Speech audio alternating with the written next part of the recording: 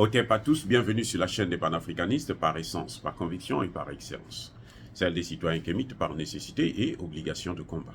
Nous sommes une chaîne qui n'est guidée que par nos ancêtres et rien que par les ancêtres qui appartiennent à l'égrégore du monde noir. Par conséquent, nous ne croyons en aucun Dieu venu de l'étranger.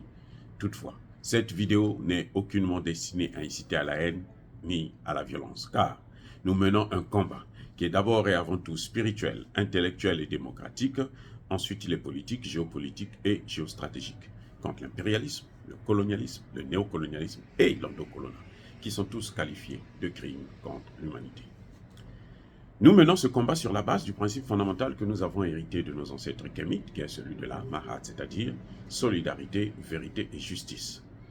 Vous êtes donc en droit de connaître la vérité et nous avons l'obligation de vous dire la vérité, rien que la vérité, afin que justice soit rendue au continent africain. Et ça, c'est notre modeste contribution dans cette noble lutte en faveur de la souveraineté, la dignité, la solidarité et l'unité africaine.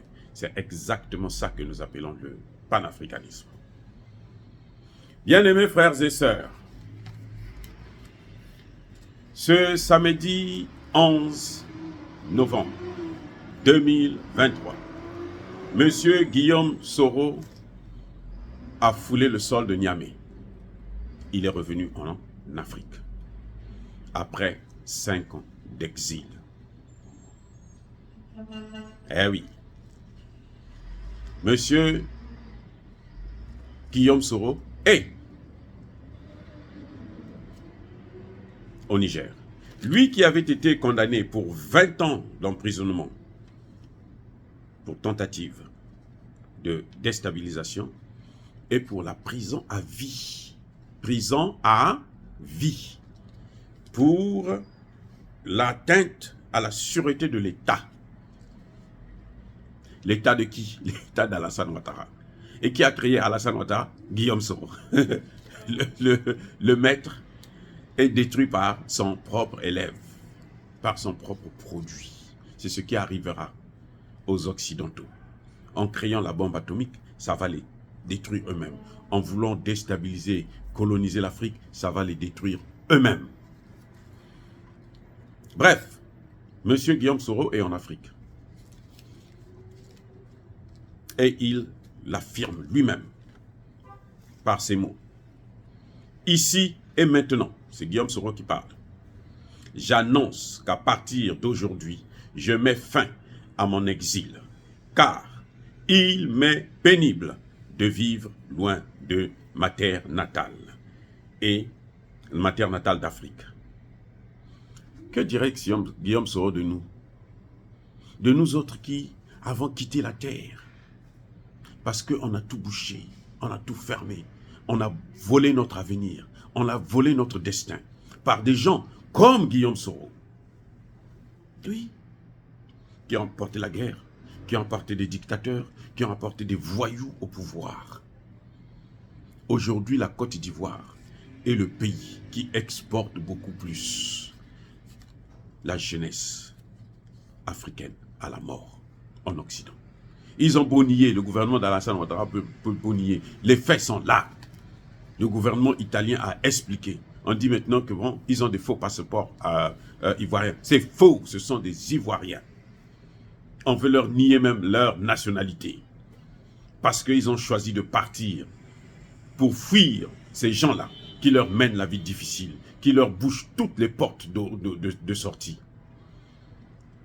Pour fuir ces gens-là qui ont servi la France, qui donnent à la France des pouvoirs tellement énormes que c'est eux qui contrôlent nos pays. Pour fuir des gens qui vendent nos terres aux étrangers. Eh oui. Il y a des chefs d'État, des gouvernements aujourd'hui qui passent leur temps à vendre les terres à des étrangers, aux Libanais, aux Français, aux Américains, aux Bill Gates. Bill Gates est devenu propriétaire des terres en Afrique. Aux Rwandais qui sont en train de tuer, qui ont déjà tué 15 millions de Congolais et qui sont en train de continuer à les massacrer à la demande des États-Unis et de l'OTAN. Monsieur Guillaume Soro, vous devrez répondre à ces gens-là. Vous devrez nous expliquer comment, vous, en 5 ans seulement, vous avez fui. Et vous êtes parti avec l'argent. Vous n'êtes pas parti pauvre. Non. Vous n'avez jamais été pauvre. Et ceux que vous avez servis là, ce sont eux qui vous ont entretenu. Mais nous, nous faisions comment, M. Guillaume Soro? Guillaume Soro, on le retrouve vieillissant, amaigri, comme s'il ne mangeait pas, comme s'il avait fait une semaine de grève de la faim. Eh oui, les gars. Je continue. Ça, c'est toujours Guillaume Soro qui parle. Car je veux vivre dans la quiétude avec ma famille, mes proches et ceux que je chéris le plus. Vous voyez, tout le monde a besoin de ça. Moi, je le comprends. Mais ce que je ne comprends pas, c'est que il y a quelques années, il y a plusieurs années, au temps de Laurent Gbagbo, les gens voulaient vivre dans la quiétude avec leur famille. Monsieur Guillaume Soro a pris des armes. Et il le dit lui-même, il ne le cache pas. Il dit, j'ai pris des armes pour amener Alassane Ouattara au pouvoir. Parce que Laurent Gbagbo, c'est un dictateur. J'ai aussi sorti la vidéo la dernière fois. Ce qu'il disait à Alain Foucault. C'est pas moi, je m'en passé. Alain Foucault, c'est à l'époque, en tout cas, c'était le journaliste des Occidentaux. Ils avaient le même maître. Ils ont détruit la Côte d'Ivoire. La Côte d'Ivoire, aujourd'hui, est en lambeaux. Ce que fait Assimi Goïta, Traoré, Tchani, là où il est reçu, là d'ailleurs, il a même été reçu le lendemain, je crois, par le président Tchani. Ce qu'ils font là. Mais c'est ce que Gbagbo voulait faire. C'est lui qui a retardé l'Afrique. Il porte la lourde responsabilité du retard de l'Afrique. Ce que Gbagbo avait entamé de faire là. C'est ce que vous êtes en train de voir au Centrafrique, au Mali, au Burkina Faso, au Niger. C'est ça que Gbagbo voulait faire. C'est à cause de Gbagbo que nous, aujourd'hui, nous sommes devenus des panafricanistes. Nous nous sommes dit, on doit se battre maintenant pour ce continent, on doit donner tout ce que nous pouvons. Tant pis, advienne que pourra. Et on avait qui comme adversaire? Le même Guillaume Soro. Le même Guillaume Soro. Ma première chaîne que les ennemis de la liberté d'expression, notamment de l'Afrique, enfermés, où tous les Africains passaient tout leur temps à envoyer des messages fermés, fermés, fermés, fermés, jusqu'à ce qu'ils ont fait. Dans ma première chaîne, j'ai parlé de ça déjà. Je n'ai pas commencé ce combat aujourd'hui. Ça fait plusieurs années. Et on faisait quoi? On faisait ça. Si vous lisez ma thèse de doctorat, vous allez voir le combat sur le CFA. Vous allez voir ça sur le CFA déjà. Et là, je vous parle de 97. On avait pour adversaire ces gens-là, les Guillaume Soro, les Alassane Ouattara déjà. Guillaume Soro ajoute, lui, il peut vivre dans, il ne peut pas vivre dans la quiétude. Mais nous avons vécu dans la quiétude, nous vivons toujours dans la quiétude. Jusqu'aujourd'hui. Jusqu'aujourd'hui. Monsieur Guillaume Soro ajoute, car je veux pouvoir contribuer à la réconciliation des fils et des filles de mon pays et apporter la pierre à l'édification de la paix et la concorde entre les peuples d'Afrique. Oui, les objectifs sont nobles. Je veux pouvoir contribuer à la réconciliation. Et aujourd'hui, il sait que les Ivoiriens notamment sont divisés. Il le sait. Mais qui les a divisés? Qui a divisé les Ivoiriens? N'est-ce pas le même Guillaume Soro? Non, il y a des gens qui oublient l'histoire parce que c'est un homme politique. On se dit, bon, oui, il faut le soutenir parce que lui, il est contre Ouattara. Non, il n'est pas contre Ouattara. Ça, c'est un conflit de palais. Ils ne s'entendent pas pour le partage du pouvoir. Je vous ai dit les engagements qu'ils avaient pris. Il y avait un accord. Et l'accord a été scellé par Blaise Compaoré. Il n'est pas là pour la réconciliation des Ivoiriens. Il est là pour reprendre le pouvoir. Parce qu'il sait que Alassane Ouattara probablement ne pourra pas demander un 4e mandat. Il n'aura plus de raison. Ça va être très, très, très difficile. Ou bien il veut carrément brûler la Côte d'Ivoire. Donc il se dit, c'est maintenant mon tour. Il ne m'a pas donné ça au 2e mandat. C'est maintenant mon tour. Je veux prendre ça. Voilà ce qui entraîne Guillaume Soro à rentrer précipitamment, à rentrer sans avoir terminé en exil, à accepter d'aller faire la prison. Écoutez, la concorde et la paix en Afrique. Lesquels qui ont mené la paix, qui ont déstabilisé? Vous savez que le terrorisme qu'il y a au Mali, Burkina Faso, au Niger, c'est les conséquences de l'occupation occidentale, la destruction de la Libye, mais aussi de la Côte d'Ivoire.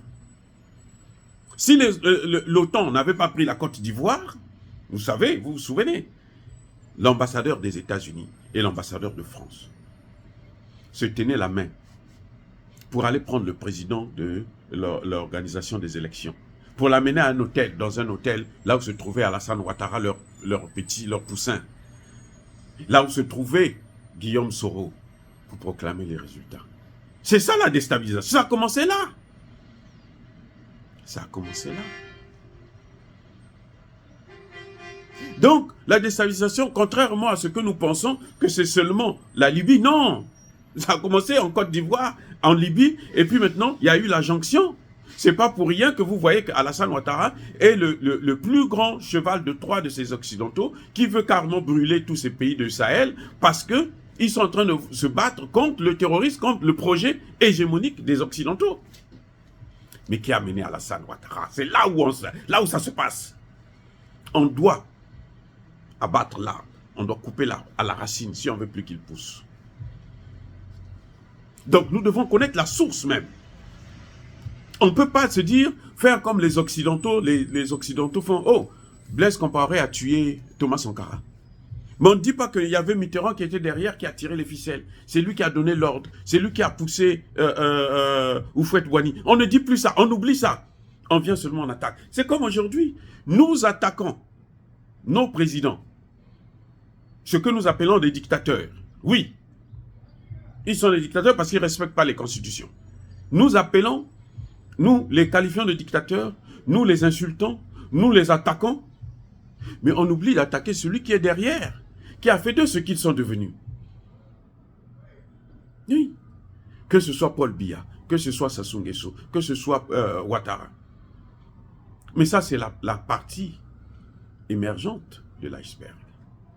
La partie visible, c'est ça là. C'est ce que vous voyez, ces chefs d'État là. Mais la vraie partie, la plus dangereuse, la partie cachée, c'est celle des Occidentaux. Et vous voyez l'hypocrisie de Guillaume Soro, c'est qu'il n'est pas capable, depuis qu'il a quitté, qu'il est allé en exil, depuis 5 ans, jusqu'à aujourd'hui, il n'est pas capable de dénoncer l'attitude des Français. Quand vous voyez comme ça là, il n'y a rien à tirer dedans. Je suis désolé, mais il n'y a rien à tirer dedans. Vous avez vu la différence entre Laurent Gbagbo et Blaise Compaoré, et plutôt Blé Goudé. Laurent Gbagbo est sorti. Laurent Gbagbo, il parle ouvertement. Il vous donne des faits. Il présente. Laurent Gbagbo est le premier chef d'État, ancien chef d'État, à dire qu'on est en train de blaguer Bazoum. On est en train de jouer avec Bazoum. Personne ne va le ramener au pouvoir. Laurent Gbagbo l'a dit ouvertement, sans mâcher les mots. Et il est à Abidjan. Et il est en insécurité. Oui, il est en insécurité. Alassane Ouattara veut en terminer avec lui, mais il ne peut pas. Parce qu'il regarde aussi les conséquences. C'est pas sûr qu'il s'en sortira. Et vous avez vu, Blé Goudé, il s'est terré. Il est venu, il a essayé de soutenir Ouattara par des demi-mots. Il a refusé de rencontrer. Il a refusé de rencontrer Laurent Gbagbo. Il a tellement été attaqué pour ce comportement macabre, pour ce revirement, ce changement de veste, que maintenant il se cache. Depuis la guerre au Niger, plutôt le coup d'État au Niger, vous avez entendu encore Blaise Compaoré parler? Non, c'est sûr. Pareil pour Guillaume Soro. Guillaume Soro n'a pas choisi le Niger par hasard. Vous voyez, il va au Niger et Alassane Ouattara dit maintenant, oh, on peut maintenant négocier avec le Niger. Parce qu'Alassane Ouattara, il sait que son adversaire est maintenant au Niger. vous voyez, Alassane Ouattara suit ses mouvements, il sait. Ça dit que ça coïncide, hein, son retour. Et puis, parfois, c'est même eux-mêmes qui lui ont demandé, va au Niger. On ne sait jamais. Tchani doit se méfier. J'ai dit, Tchani doit se méfier. Il peut encore servir ces gens-là pour le pouvoir, parce que ce qui l'intéresse, c'est le pouvoir. S'il a fui là, il est revenu là, c'est le pouvoir, hein, et l'argent, c'est tout, c'est le pouvoir. Il n'y a rien d'autre. Ce n'est pas parce qu'il l'Afrique. Non, s'il aimait l'Afrique, il n'aurait pas fait la première guerre. Il n'aurait pas combattu Laurent Gbagbo. Laurent Gbagbo lui a tendu la main à plusieurs reprises, jusqu'à le nommer Premier ministre. Mais qu'est-ce qu'il a fait? Il l'a trahi. Il a trahi qui? En trahissant Laurent Gbagbo, il a trahi l'Afrique. Par la Côte d'Ivoire seulement, il a trahi l'Afrique, le continent africain. Ils sont nombreux. Regardez comment Kagame est en train de massacrer les Congolais. 15 millions. 15 millions. Je répète, 15 millions. Et il continue. Demain, quand il va perdre le pouvoir, il va venir. Non, moi, vous savez, moi j'aime l'Afrique, j'aime l'Afrique. Et on va oublier cette histoire. C'est ça le problème des Africains. Lorsqu'on fait, on fait passer tout le passé.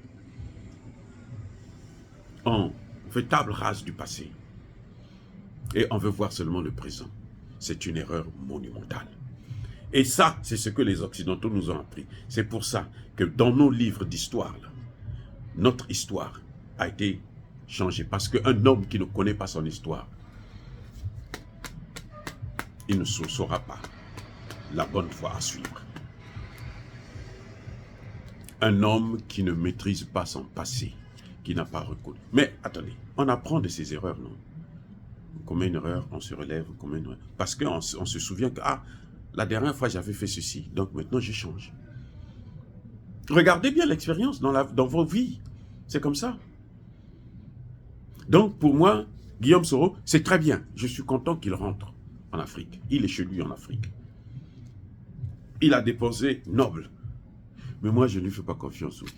Faites-lui confiance parce que, moi, tant qu'il ne va pas parler de ce qu'il a fait avec les Français notamment, comment ils ont déstabilisé la Côte d'Ivoire, qui a tué ces gens-là, tant qu'eux, ils ne vont pas prendre leurs responsabilités, lui et Alassane Ouattara, je ne leur ferai pas confiance.